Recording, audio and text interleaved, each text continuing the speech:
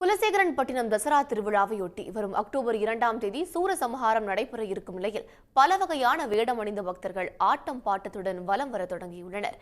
இதுகுறித்த ஒரு செய்தி தொகுப்பை தற்போது காணலாம்.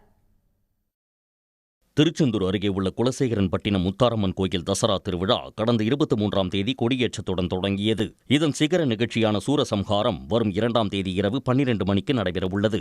இதையொட்டி குலசேகரன்பட்டினத்தை சுற்றியுள்ள ஊர்களில் தசரா குழுவினரின் ஆட்டம் களை கட்டியுள்ளது.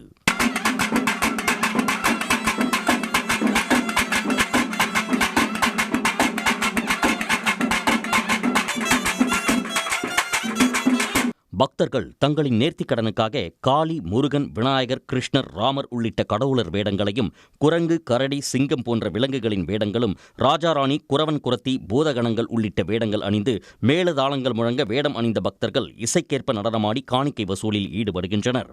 நினைச்ச காரியம் நினைச்ச பொருள் நடக்கும்னா நாங்கள் குரங்கு வேஷம், ராஜா வேஷம், குழுவ வேஷம், பொம்பளை வேஷம், குரத்தி வேஷம், அன்மார் வேஷம், ஆஞ்சநேயர் வேஷம், காளி வேஷம், தாடக வேஷம், இப்படி பல வேஷம் போட்டு நாங்கள் வந்திருக்கோம். நாங்கள் நினைச்ச காரியம் நினைச்ச பொருள் நடக்கும். அம்மையை நினைச்சு பல கோடி மக்கள் வந்துட்டு இருக்காங்க, இன்னும் வந்துட்டு இருப்பாங்க. காளி வேஷம் போடுறவங்க சாமியில 41 நாள் விரதம் இருப்பாங்க. ஸோ இந்த சின்ன சின்ன சாமி வேஷம் போடுறவங்க ஒரு 31 நாள், 21 நாள், 21 நாள் அடி வேஷம் போடுவாங்க. எத்தனாம் திருவிழால இருந்து வேஷம் போட ஆரம்பிப்பீங்க? நான் 5ஆம் திருவிழா இருந்து வேஷம் போட்டிருக்கேன்.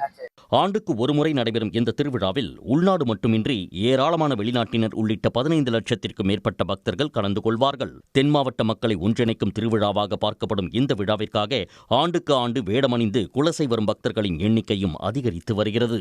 உடனுக்குடன் செய்திகளை தெரிந்து கொள்ள சன் நியூஸ் பெல் ஐகானை கிளிக் பண்ணுங்க.